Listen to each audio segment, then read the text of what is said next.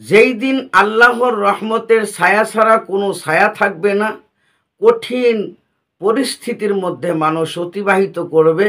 মানুষের মাথার সোহাত উপরে সূর্য ১৩টি মুখ দ্বারা কিরণ দিবে, মাটি পুড়ে ছারখার হয়ে যাবে, মানুষ দাঁড়াতে পারবে না। এমন কঠিন দিনে যেই সমস্ত মানুষগণ আল্লাহর রহমতি ছায়ায় আশ্রয় পাবে, তাদের কোনো কষ্ট হবে না। তারা কারা? আজকে আমরা সে ব্যাপারেই জানব। চলুন হাদিস থেকে জেনে আসি। রহমতে আলম নবী নূরে মুজাসসাম। আসসালামু আলাইকুম ওয়া রাহমাতুল্লাহি ওয়া বারাকাতুহু। ইন্নাল হামদালিল্লাহ ওয়াস সালাতু ওয়াস সালামু আলা রাসূলিল্লাহ। দূরের ও কাছের যে যেখান থেকে শুনছেন, সবাইকে আন্তরিক সালাম এবং মোবারকবাদ। সম্মানিত দর্শক শ্রোতা, কাল কিয়ামতের আদালতে আল্লাহ সুবহানাহু ওয়া তাআলা কিছু প্রিয় বান্দাদেরকে আল্লাহ পাক রহমতি ছায়াতলে জায়গা দিবেন। তাদের এই রহমতি ছায়াতলে আশ্রয় দেওয়ার পরে তাদেরকে বিনি হিসাবে আল্লাহ জান্নাত দান করবেন। সমস্ত সৃষ্টিকুলের মধ্যে কিছু মানুষ হবে আল্লাহর এই খাস বান্দা হিসাবে। সেই খাস বান্দাগুলো কারা? আজকে আমরা সে ব্যাপারেই হাদিস থেকে জানব। বুখারী এবং মুসলিম শরীফের হাদিসের মধ্যে এই হাদিসখানা এসেছেন। আন আবি হুরায়রা রাদিয়াল্লাহু তাআলা আনহু, হযরত আবু হুরায়রা রাদিয়াল্লাহু তাআলা আনহু থেকে হাদিসখানা বর্ণিত। ক্বালা, তিনি বলেন, ক্বালা রাসূলুল্লাহি সাল্লাল্লাহু আলাইহি ওয়াসাল্লাম, রাসূলুল্লাহ সাল্লাল্লাহু আলাইহি ওয়াসাল্লাম ইরশাদ করেছেন, সাবআতুন ইউজিল্লুহুমুল্লাহু ফি জিল্লিহি ইয়াউমা লা জিল্লা ইল্লা জিল্লুহু।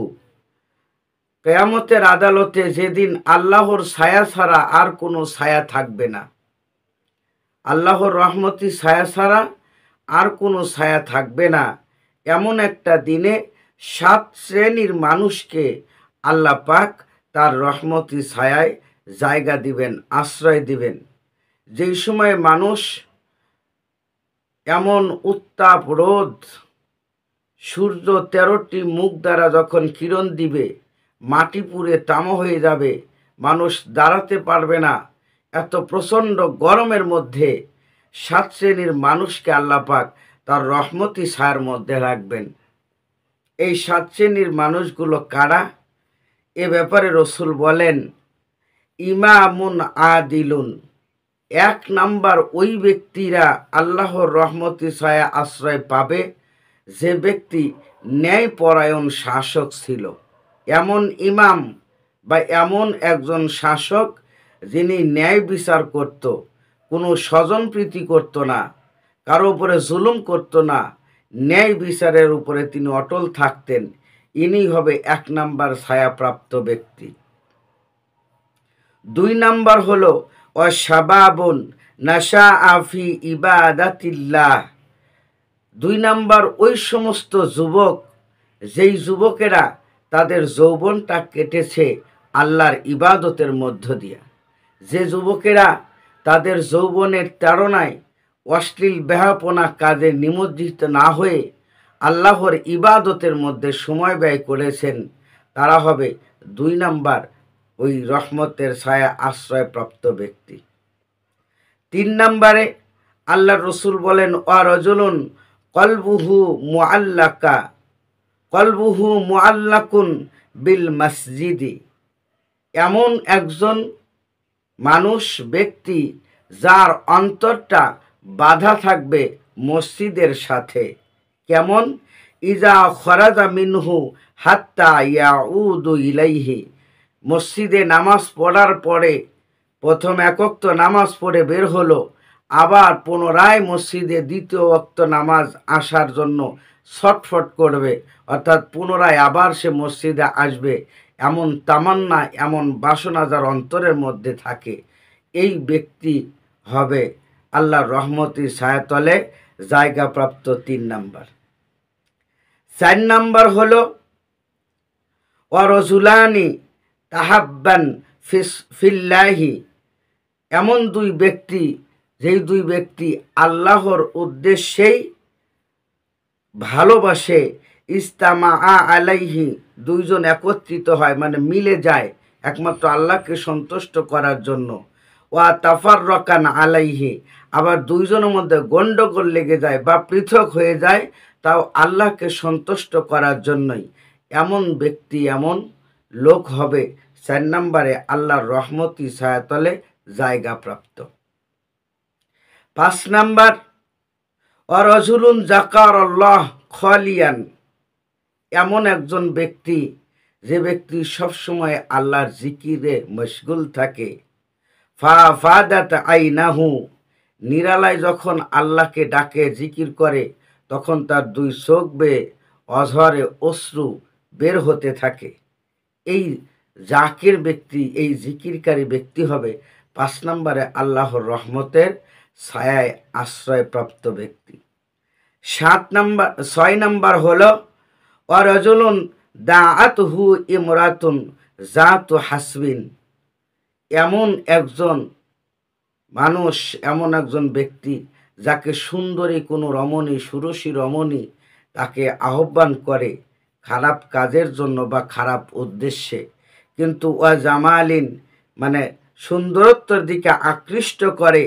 ফাকালা, তখন ওই লোকটা বলে ইন্নী আখাফুল্লাহ, আমি আল্লাহকে ভয় করি, আমি আপনার ডাকে সাড়া দিতে পারবো না কারণ আমি আল্লাহকে ভয় করি। এমন আল্লাহ ভীরু মানুষ যারা হবে তারা হবে 6 নম্বর আল্লাহর রহমতের ছায়ায় জায়গা প্রাপ্ত।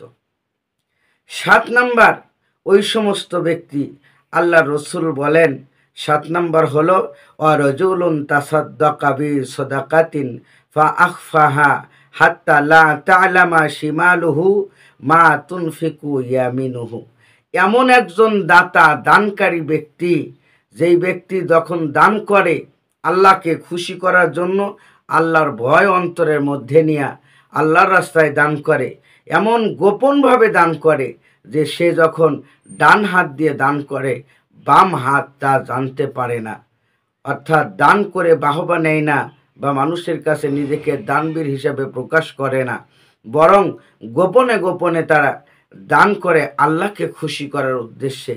এমন ব্যক্তি হবে 7 নম্বরে আল্লাহর রহমতের ছায়ায় জায়গা প্রাপ্ত। কাল কঠিন কিয়ামতের আদালতে যখন কোনো সাহায্যকারী থাকবে না, কোনো বন্ধু থাকবে না, কোনো ছায়া থাকবে না, একমাত্র আল্লাহর ছায়া ছাড়া, সেই সময়ে যেই 7 শ্রেণীর মানুষ কপাল উন্মুক্ত হবে, তাদের ভাগ্য ভালো হবে, তারাই হলো এই আজকের হাদিসের আলোচনা এই 7 শ্রেণীর মানুষ। সম্মানিত ভাইয়েরা, আসুন আমরাও এই 7 শ্রেণীর মধ্যে পরিগণিত হই, আমরাও এই কাজগুলো করার জন্য চেষ্টা করি, তাহলে কাল কিয়ামতে আল্লাহ পাক হয়তো আমাদেরকেও রহমতের ছায়ায় আশ্রয় দান করবে, তাহলে আমাদের আর কোনো ভয় থাকবে না, চিন্তার কোনো কারণ থাকবে না। সম্মানিত ভাইরা, আমার এই আলোচনা যিনারা শুনলেন, যদি আপনি নতুন হয়ে থাকেন অবশ্যই সাবস্ক্রাইব করবেন আর অবশ্যই লাইক, শেয়ার, কমেন্ট করবেন। হাদিসের আলোচনা আপনাদের কেমন লাগে? অনেকেই আছেন শুধু দেখে যান কিন্তু সাবস্ক্রাইবও করেন না, কোনো কমেন্ট মন্তব্যও করেন না। কেমন লাগে আসলে বিষয়টা, আলোচনা আপনাদের ভালো লাগছে কি না? তাহলেই তো আমি উৎসাহ পাবো। কমেন্ট করে জানাবেন এবং লাইক, শেয়ার, কমেন্ট করবেন, মানুষের মাঝে পৌঁছে দিবেন। আপনিও একজন ইসলামের দায়ী হিসাবে আল্লাহর কাছে স্বীকৃতি পেতে পারেন। আল্লাহ পাক আমাদেরকে কবুল করুন, আমিন। ওয়া আখির দাওয়ানা আনিল হামদুলিল্লাহি রাব্বিল আলামিন। আসসালামু আলাইকুম ওয়া রাহমাতুল্লাহি ওয়া বারাকাতুহু।